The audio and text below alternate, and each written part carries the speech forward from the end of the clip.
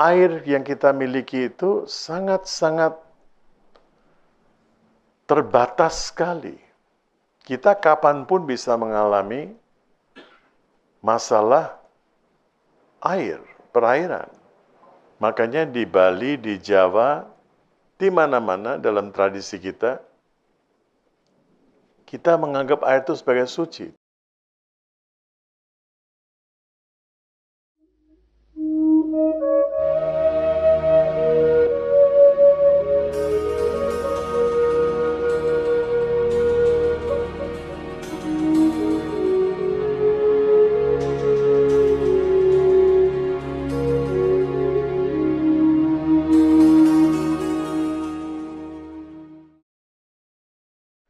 Hari ini kita berada di percakapan ke-13,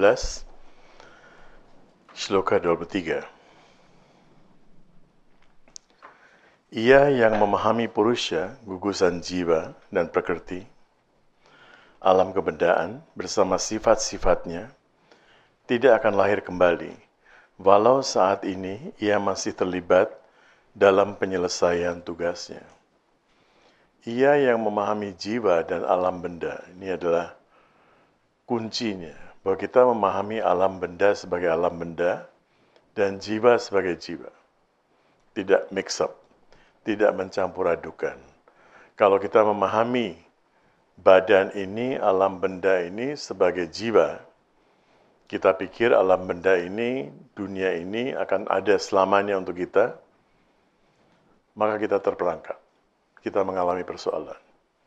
Badan sedang berubah terus, segala sesuatu dalam alam ini sedang berubah terus. Kalau kita tidak paham itu, kita akan mencari persoalan bagi diri kita sendiri. Jadi Krishna mengatakan, seseorang yang sudah memahami hal itu, memahami alam benda sebagai alam benda, memahami jiwa sebagai jiwa, maka dia akan bebas dari kelahiran dan kematian, walaupun sekarang ini, saat ini, kita masih harus tetap menyelesaikan karma kita. Kita lahir di dunia ini, sudah punya keluarga, sudah punya apa, kita harus tetap menyelesaikan. Tidak bisa, saya sekarang sudah paham persoalan antara alam benda dan jiwa, dan sekarang saya bebas, saya tidak bertanggung jawab terhadap sesuatu, tidak bisa. Tanggung jawab tetap tanggung jawab. Nggak bisa tidak bertanggung jawab.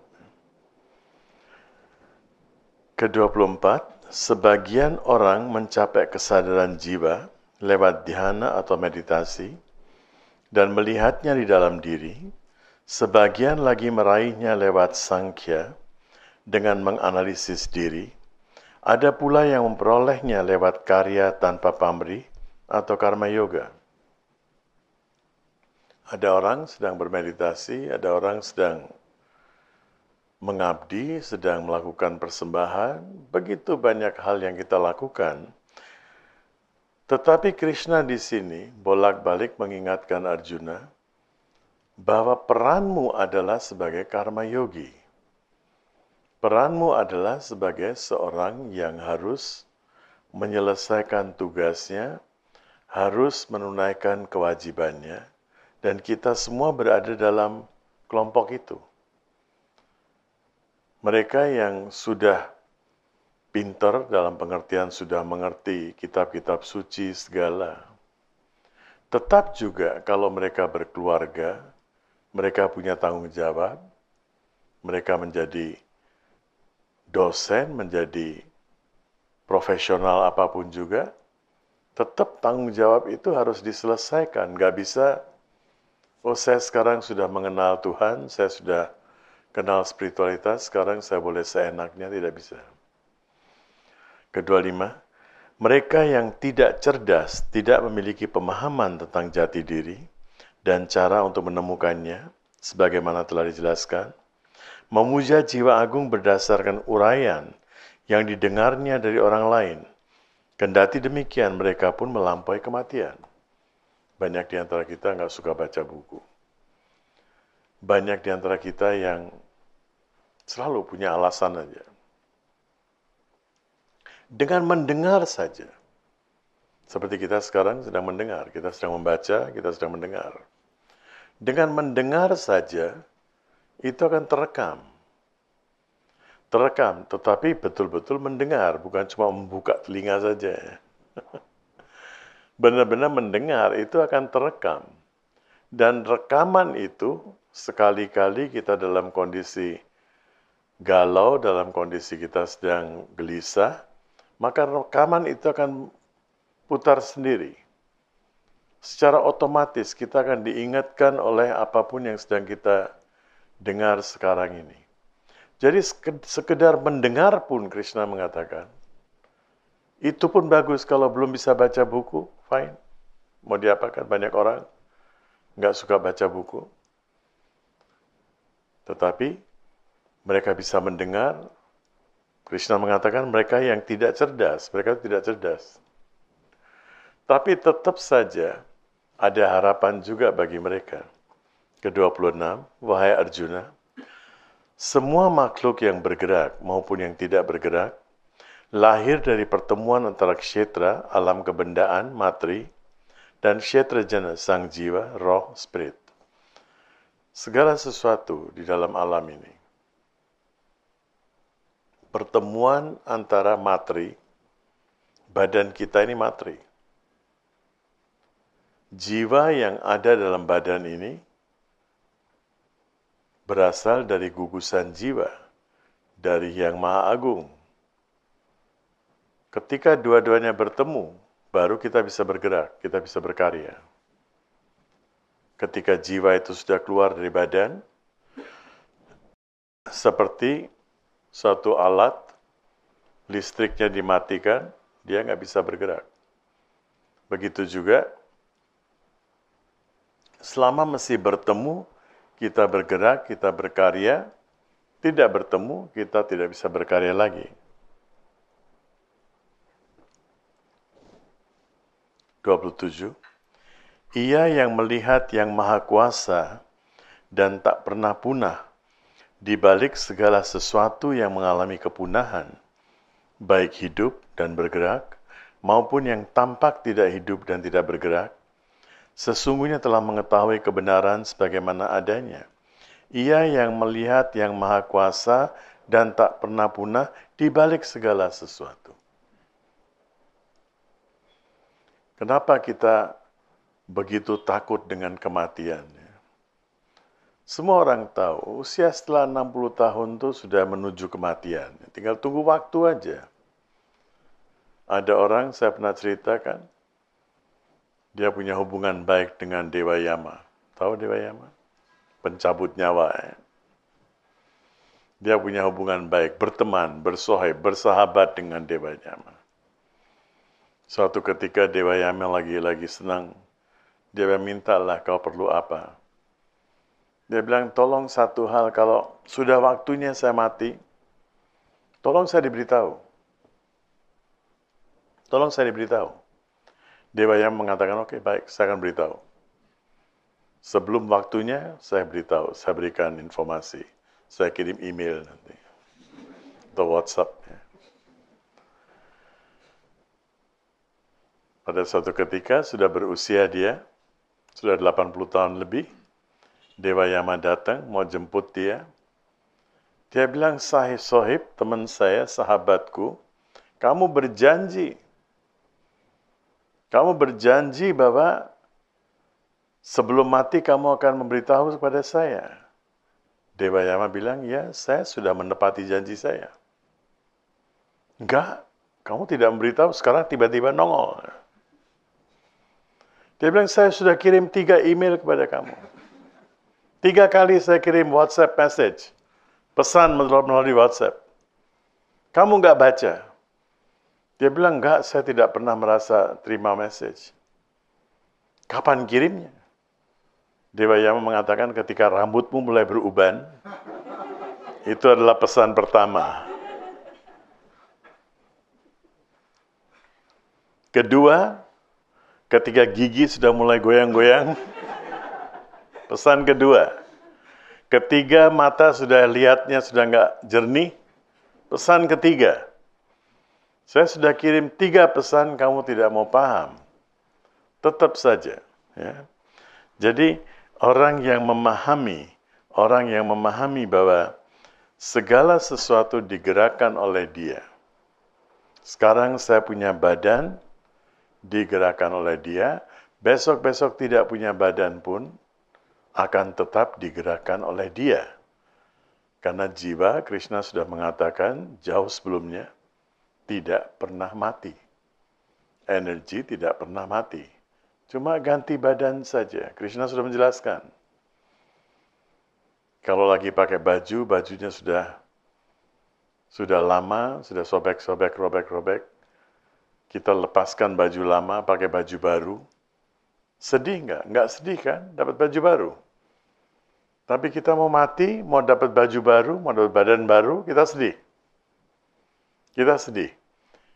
Ini adalah pemahaman kita tentang jiwa.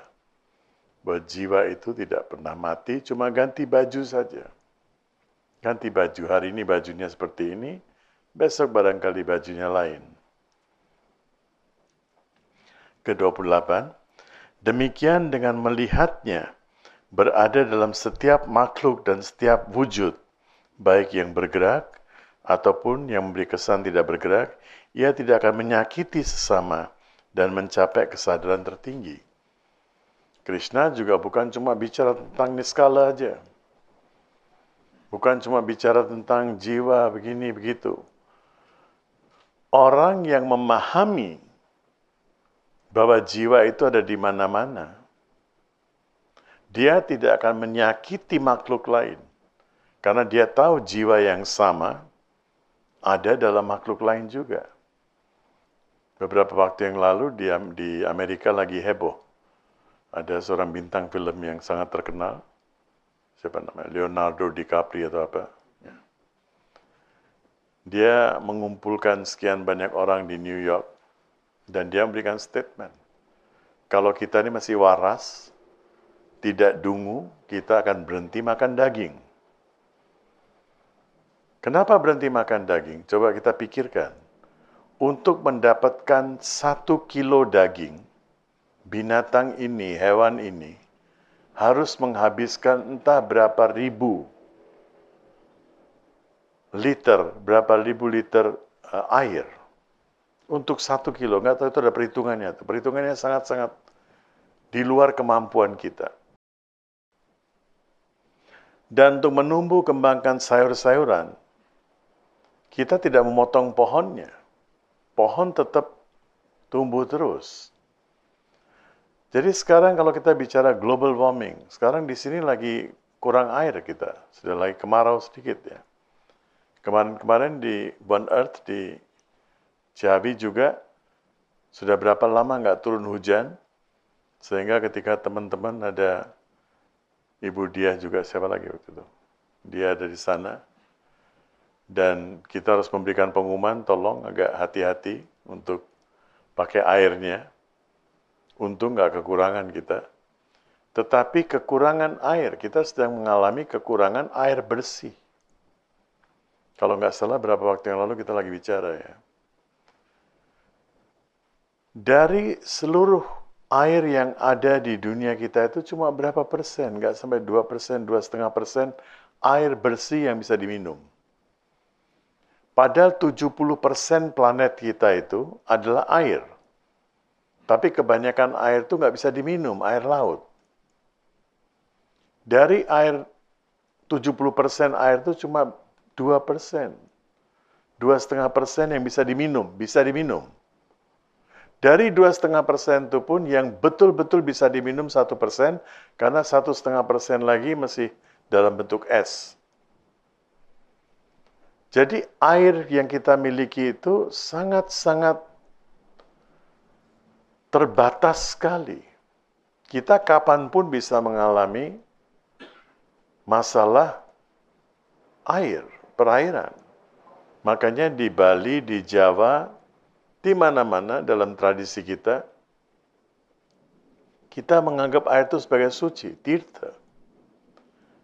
Air bukan cuma air saja, tapi air itu tirtha, sesuatu yang berharga, sesuatu yang mulia, do not waste, jangan disia-siakan. Jangan disia-siakan. Guru saya dulu kalau di kamar mandi, kadang-kadang atau di dapur, kita pakai air ya, lagi atau mau cuci tangan, dibuka saja kerannya, dia selalu mengingatkan kepada kita. Kalau mau cuci tangan, pakai sabun dulu, air sedikit. Jangan katanya kita punya kebiasaan kan, kerannya dibuka aja. Ketika lagi bersihkan tangan dengan sabun, air tutup dulu. Jangan menyia-nyiakan air. Saat kita mandi, kita harus bersih. Setiap orang, kalau mandi sekali, 2 kali saja, itu butuh 200 liter air setiap hari. Setiap hari. Dan air yang kita miliki itu terbatas. Jangan kita menyia-nyiakan.